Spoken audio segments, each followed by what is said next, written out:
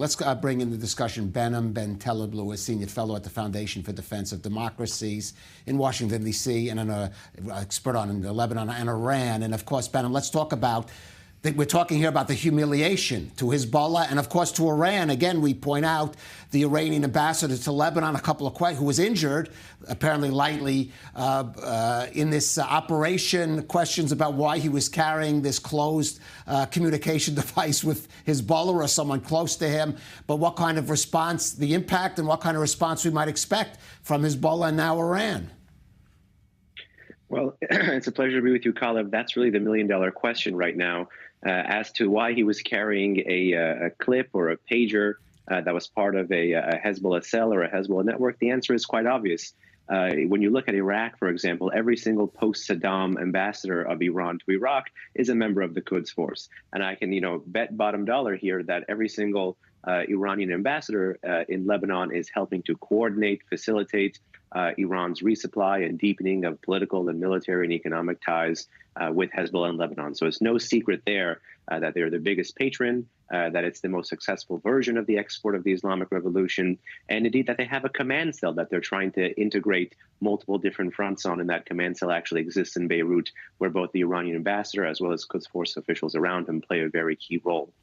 Right. As to the humiliation bit, I strongly want to underscore what both of your guests just said. That's really the goal here, if indeed it is proven to be Israel, which all signs point to yes. It's to break the cycle of the tit for tat. It's to break the thinking and to force the Hezbollah in Lebanon and the Islamic Republic and the IRGC across the region to have to go from strategic thinking and absorbing much of this punishment and retaliation to being provoked into trying to save face in a way that actually causes them to lose their head. That seems to be one of the most likely explanations here behind the cycle of humiliation, because if you don't respond, you pave the political pathway for more of these covert actions and absorption, which does damage to your network over time. And if you do respond and try to break the cycle in the way that Israel or whatever other actor may be behind this has done, well, then you actually have to fight on terrain that you're uncomfortable fighting, which is a more conventional fight where Hezbollah as well as the Iranians would be clearly outgunned.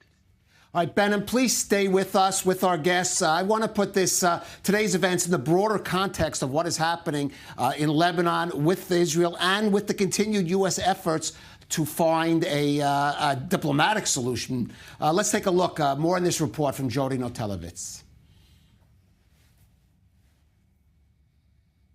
All right, I'm sorry. Do we have the report? On Tuesday, dramatic reports come out of Beirut, where several Hezbollah members were injured when their booby-trapped communication devices exploded. Among the injured was the Iranian ambassador to Lebanon. The incident surely adding to the mounting strains felt between Israel and the Iran-backed militia. The same day, the Shin Bet foiled a Hezbollah attempt to assassinate a former senior Israeli security official. And in southern Lebanon, 3 Hezbollah operatives were killed in an Israeli airstrike. This coming a day after Israel's defense minister, Yoav Gallant, said in a meeting with U.S. envoy Amos Hochstein that the only way to return residents evacuated from northern Israel to their homes was with military action. Speaking at a press briefing following the Monday meeting, State Department spokesperson Matthew Miller said that he could not comment on what was said. We have long made clear that we believe a diplomatic solution is the correct way, the only way to bring calm to the north of Israel and allow Israeli citizens to return to their homes. But according to a statement issued by Gallant's office, the, quote, possibility for an agreement is running out as Hezbollah continues to tie itself to Hamas and refuses to end the conflict. Ahead of Gallant's meeting with Hochstein, Prime Minister Benjamin Netanyahu emphasized that the ongoing cross-border violence between the IDF and Hezbollah in northern Israel cannot continue, adding that he and the government would not settle for less. Until now, Israel has been focused mostly on the fight in Gaza since the Hamas-led attack on the south. But as tensions ramp up, the unstable situation in the north has increased concerns about a regional conflict that would involve Iran and the United States.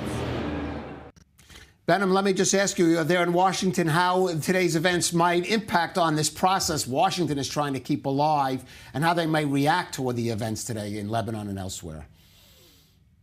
Well, there is indeed a great fear, at least a fear among those in Washington, myself included, who do want to make sure that Israel has the time and the political space to be able to finish its war and to be able to push back against this multiple-headed hydra that the Islamic Republic has put into it, that because this has the prospect or the potential for a cycle of escalation, it could kick into gear this other unproductive trait, you could say, we've seen from the Biden administration, is whenever they're presented with an escalation spiral, they apply pressure to the partner rather than to the adversary. And in this case, that could actually lead to a doubling down of the efforts we've seen to try to get some kind of a ceasefire in Gaza, or to try to have another one of these failed Hochstein missions in the north. So that's the fear right now. Let's hope that fear is not proven true. But again, as we get closer and closer to the election, anything is indeed possible. One angle, of course, could be the desire to look stronger and stand closer to Israel. And the other, of course, is a desire to be seen as tamping down on the conflicts emanating out of the region and trying to put pressure on the U.S. partner to try to fake or foist some kind of sense of calm as we get closer to November 5th. All right, Behnam Ben Taleblu there, Foundation for Defense of Democracies. Thank you for that.